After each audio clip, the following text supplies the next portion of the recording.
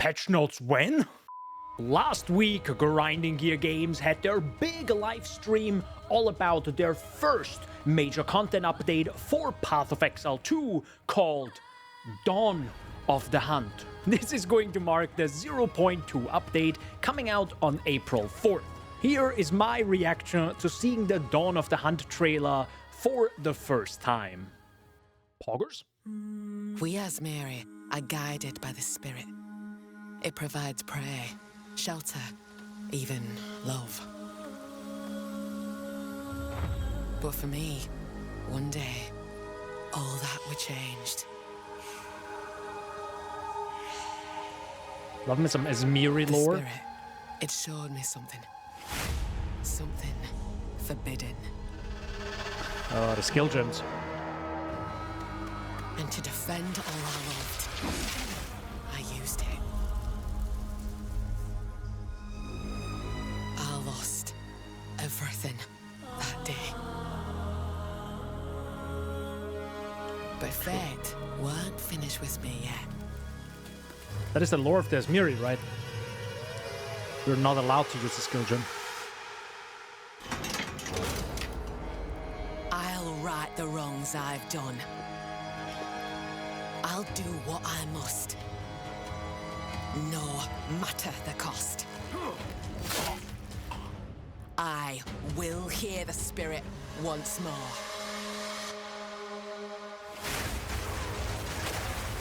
Ooh, nice combo. By the way, I played the Huntress during ExileCon. It was the best. Oh, Jesus.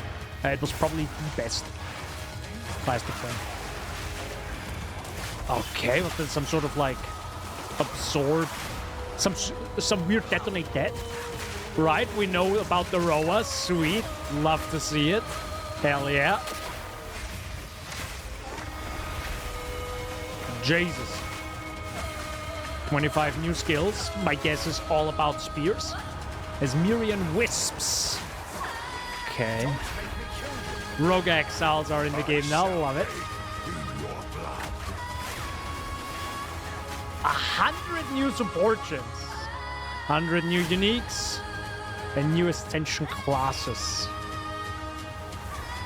Okay, that seemed like Essence mechanic. I saw Kalandra. I saw Kalandra. You saw what I saw. I saw Kalandra's lake. Why is Kalandra's lake a new map? Okay. I like what I'm seeing. Okay. Grinding Gear Games slapped it out of the park. Wait, is that a saying? Let's dive into the entire reveal and some tidbits from the Siggy D interview. Right away, they mentioned balance is a major part of the next patch. So if you only watched the trailer and nothing else, keep the following in mind. Everything will be very different. TLDR, Rip Herald of Ice, and probably a bunch of other stuff. The Nerf Apocalypse is incoming. But they are going to feel like a bit of a nerf fest for sure, because like there's a lot of things that needed to get. Let's talk balance. All right. My Settle in here. expectations and anticipations are that this first one is going to be an absolute wrecking ball of chaos and carnage, and see where things land. But then maybe over time it'll become a sledgehammer, and then like a fine carpenter hammer. Sure, that definitely should be the case. As I said, people should really be going in with the expectation that like nothing they knew about how the game was balanced before is the same. Just forget everything you know. Like exactly. So basically we'll that kind of just means that like everyone who's finding builds like do it again. Like you are going to find more shit that is like outrageously broken again, but it is not going to be the same shit that was broken before. Moving on to the trailer, which had lore. It gave us information on who the Exile is. The Huntress is a brand new Exile that neither PoE 1 nor PoE 2 players know about. She needed that narrative touch to give people a better understanding of where she came from, how she got exiled, and what her motivations are. I think they really nailed it and gave us a good introduction of who she is. And Camille making the most amazing soundtrack for a trailer. Having had this music on repeat while writing this script was a real treat. Next up, a new weapon type, Spears. They allow you to attack enemies in melee range, but also are throwable and magically return to your hand. So they're just like, whoop, and you got it back in your hand. I was expecting a mechanic in which you have to go pick up the spear after throwing it. Thankfully, GGG didn't do that and made it a lot simpler. Then we had a showcase of combos, which seems to be a growing focus as more classes are being revealed. The whole point of an action RPG is the action part, so flowing from one combo to another and rewarding you with a powerful payoff seems to be the way to go. I know what you're thinking. I also miss Herald of Ice. The community will find something else. You know, they will always find something that is busted. Don't worry about it. Next up, we have tameable. Is tameable a word? Beasts that can be tamed. From the first look, neat. After having killed a rare, you can use an ability to respawn it for that map or area, and it will fight for you. I think it's also locked inside a gem. Even better though, its modifiers will also affect you. If it has the modifier haste, it would give not only the beast more movement speed, but also yourself. So you can have your own little aura bot, but only after you killed the rare. But would I want to do this every single map if it's not locked into a gem? I'm not 100% sure, but wouldn't that kinda get boring?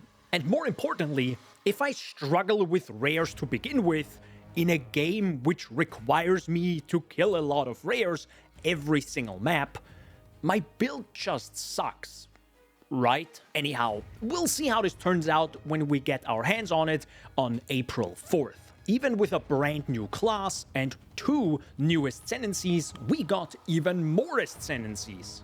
For example, the Lich, which is a new Witch Ascendancy, and the Smith of Kitava being a Warrior Ascendancy. They seem interesting, but I don't create my own builds.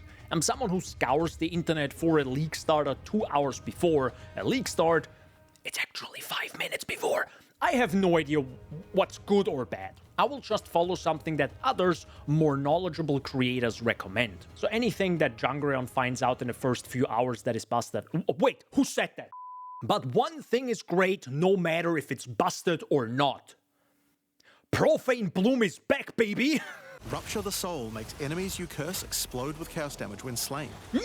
Spectres are finally in PoE 2. I don't know why I have this stance now. Spectres are a big moment. This stance is appropriate. A new skill gem called Bind Spectres allows you to bind any slain monster, including a lot of unique enemies, to the gem itself. You can use your spirit to spawn it, and even when it's slain, it will automatically return after a short duration.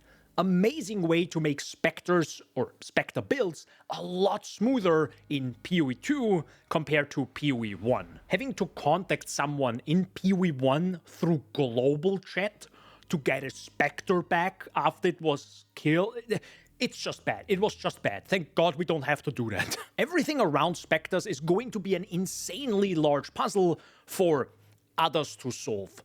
Mostly gassy. You know, I'm just bad. I'm not gonna do that work. For some context, I tried minions at the beginning in December, and they were fine. It was mostly summon raging spirits that made it good, and the rest was meh. Turns out there are a few other minions that are really solid, but I didn't try them out. I already switched to my Deadeye, was zooming around and exploding the screen with Herald of Ice. Good times. I might try minions in the upcoming patch to see how they changed and how strong they are. But as someone who likes to go faster, I'm not sure if a witch character is the right choice for me. Divine prices may be a lot lower in the upcoming patch thanks to additional uniques. If there are more uniques requiring you to divine them to get a higher roll on some modifiers, it may push the divine price down. Thus, farming 80 exalts for a single divine seems a lot more manageable compared to the 400-to-1 ratio we have. Or had. Has it gone up since then? What do you mean it was at 600? Remember Tormented Spirits in PoE 1? Well, they got updated and seem to be Asmerian Wisps now. It's an overall upgrade to the mechanic and seems to be a lot smoother. You can follow the wisps, which then go fly off and through enemies, powering them up and ultimately possessing a rare. Powered up enemies give more and better loot. Classic ARPG thing, and neat to see it already added to PoE 2. There's also one unique wisp, I guess, that turns rares into unique enemies. Literally, they just like become a unique enemy in the middle of a map. That doesn't sound busted at all. Oh my god, Endgame Changes. Here we go. There's a lot. It requires this stance again. The map system is getting unique mechanics that look pretty crazy. Most importantly though, Kalandra's Lake is back, and if anyone bitches about it, don't forget, it has no doors, so be happy about that. Jokes aside, maybe we'll finally get more lore on Kalandra, or even Sin. Essences are getting some love by being able to find bigger and better ones. You can also use a Val Orb to upgrade the essences on the monster before freeing it. So keep those Val Orbs in your inventory at all times. Rogue Exiles are also back and roaming around. They add so much depth to the world by reminding us, the player, we are not the only ones who've made it this far. They also have unique dialogue that makes each encounter feel interesting, similar to the Rogue Exiles in PoE 1, or even the Syndicate operatives or assassins. These little touches actually make the world feel alive, and it's kind of underrated. Unique Strongboxes are back. I feel like I'm saying it's back 6 times by now, but it's true, you know, they are back. Great thing to flesh out the Strongbox mechanic. Let's just hope they actually open faster and give good loot. Please, Mark, for the love of God. Corrupted Nexus. Okay, this is a bit more complicated. We now have a proper mechanic to the whole corruption thing in the endgame. Finding these Nexuses? Nexi? What's the plural? Nexuses can be found in the endgame with crazy powerful monsters dropping specific loot. And if you clear the Nexus, the surrounding area that is still corrupted becomes cleansed and now has different monsters with new loot. A Fracturing Orb. A Fracturing Orb, which some know from PoE 1, allows you to randomly lock a single modifier on an item. That modifier cannot be removed in any way possible, allowing you to reroll or craft your item without the risk of losing that modifier. Great thing to add for the people that like crafting, not me, and even better, to add it to a new gameplay mechanic for the people that like juicing and blasting maps. So those people can farm those orbs for the crafters. Me. Overall, an amazing addition to the endgame. Towers are getting some attention as well, by being less bad. That's it. Thank goodness. No, jokes aside, they are spawning less frequently, and each tower lets you use more tablets depending on how choosed your waystone was. Plus, we are getting a bunch of new tablets, and overall, tablets spread content across more maps. Waystone progression in the endgame is now streamlined, so you can't drop below the tier you are running. For example, if you're running tier 5 maps, you'll get waystones of tier 5 and higher, I think. I don't know if this is across the board, or you only get the same tier of maps or like waystones from rare monsters. I think there's also something along those lines. So kill those rare monsters, get maps. Simple as that. The Atlas tree is getting an update already, along with 10 additional points. And lastly, Recombination is coming to Path of Exile 2. I wanted to make an entire video on this for a while now, like the whole recombination thing. But TLDR, I personally do not like Recombination. I don't think it's actually fun, but I still think it's a good addition to the game. Before everyone shouts at me in the comments, let me give some context. The major reason why I don't like it, and never did since Sentinel League, by the way, you can watch my review here, or here, is because you need to find 2 good items to begin with. I am someone who won't look through thousands of rares to find good stuff. I won't even look through dozens of rares, rare items that is, because it's just a hassle to me. My poor gamer hands will hurt. I just love the trade system too much, because I don't have to find a bunch of rares, identify them, and have to look through them over and over and over. I much more prefer to just blast through 50,000 mobs, get my few divines, and then buy the item. But Recombination and the way they explained it in the Q&A with CGD is an amazing system, because you can say which modifiers you want to keep in the combined item. And then it gives you a percentage chance of success based on the number you pick. So if you pick just like one from one and one from the other, then the chance is much, much higher. Like if you pick literally all 6, then it's going to be like incredibly low to the point of like, don't even try that. But you know, like 4 mods might be a good thing to sort of be striving for, that kind of thing, and then exalt the other 2, that kind of stuff. So yeah, that's kind of the new design of that. That is not only better than PoE 1, it's actually just a really good system in an ARPG overall. We'll see how this plays out over the course of the expansion, but I hope mid-tier items are going to be cheaper. And lastly, Archnemesis is coming to Path of Exile 2. Nah, I'm kidding. Could you imagine? Jokes aside though, I kinda want that mechanic back in PoE 2 in a more updated form. Visually, it would be so sick. Like a monster chained to a wall and the ground, you infusing it with some stuff, and then it breaks out. Damn, that would be cinema. Sorry, I mean cinema.